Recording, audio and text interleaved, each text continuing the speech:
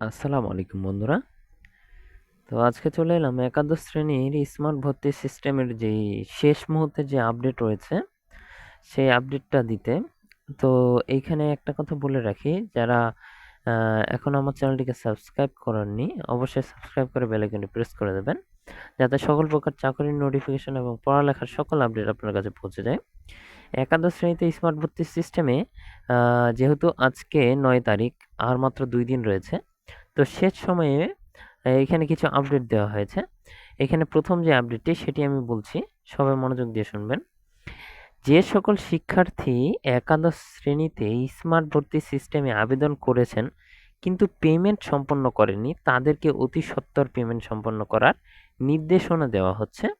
Payment সম্পন্ন করার সময়সীমা কিন্তু 11ই জুন 2024 রাত 11টা 59 মিনিট পর্যন্ত। এই সময়ের পর পেমেন্ট সম্পন্ন করা না হলে আপনার আবেদন কিন্তু স্বয়ংক্রিয়ভাবে বাতিল হয়ে যাবে। পেমেন্ট সম্পন্ন করা হয়েছে কিনা বোঝার জন্য এই যে একটা লিঙ্ক দেওয়া রয়েছে, এইখানে এই লিঙ্কের উপর ক্লিক করলেই কিন্তু এখানে বলা এই লিঙ্কের এই কথাটার উপর ক্লিক করলে বর্ণনা দেখা যেতে পারে কিভাবে চেক করতে হবে যে আমার পেমেন্ট সম্পন্ন হয়েছে কিনা। আবেদন করেছেন কিন্তু এখনও পেমেন্ট সম্পন্ন করেননি এরূপ আবেদনকারীদের তালিকা দেখার জন্য এই লিঙ্ক থেকে আবেদন বোর্ডের আপনার বোর্ডের লিঙ্কটি দেখুন। এই তালিকা থেকে কিছু সময় পর পর হালনাগাদ করা হবে বিধায় আপনি এই মুহূর্তে হালনাগাদ করা হবে বিধায় আপনি এই মুহূর্তে পেমেন্ট করে ফেললেও এই তালিকাটি কিছু সময় পরে রেকর্ড করা হতে পারে। তাই তালিকার উপরের অংশ হালনাগাদ করার সময়কাল লক্ষ্য করুন। তো এইখানে বলা হয়েছে যে যারা আবেদন করেও কিন্তু অনেকের আবেদন বাতিল হওয়ার কারণ এই একটাই, যে পেমেন্ট সম্পন্ন করার এটা কিন্তু আপডেটটা অবশ্যই রাখতে হবে। পেমেন্ট কোনোভাবে সম্পন্ন না হলে কিন্তু আবেদনটি কিন্তু গ্রহণযোগ্য হবে না। এবং এইখানে আরেকটা আপডেট দিয়েছে, যে সকল শিক্ষার্থী আবেদন বাতিলের জন্য আবেদন করেছেন তাদের আবেদন বাতিলের সাথে সাথে সেই আবেদনটি সংশ্লিষ্ট পেমেন্টও বাতিল হয়ে যায়। কেউ যদি কোনো শিক্ষার্থী অনেকেই রয়েছে যারা আবেদন বাতিল করছে, তাদের ক্ষেত্রে বলব যারা আবেদন বাতিল করছে তারা যে পেমেন্টটা করেছিল সেই পেমেন্টটাও কিন্তু বোর্ড কেটে রেখে দিবে।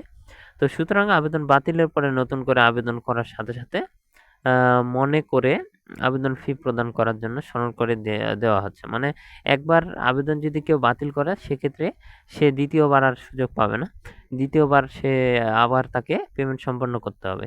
তো এইখানে একটা জিনিস দেখিয়ে দিই, যে এখানে যে বলছে এই লিঙ্কে পেমেন্ট সম্পন্ন হয়েছে কিনা এটা আপনি কিভাবে বুঝবেন। তো প্রথমে অ্যাট ফার্স্ট আপনাকে লগইন অপশনে ক্লিক করতে হবে।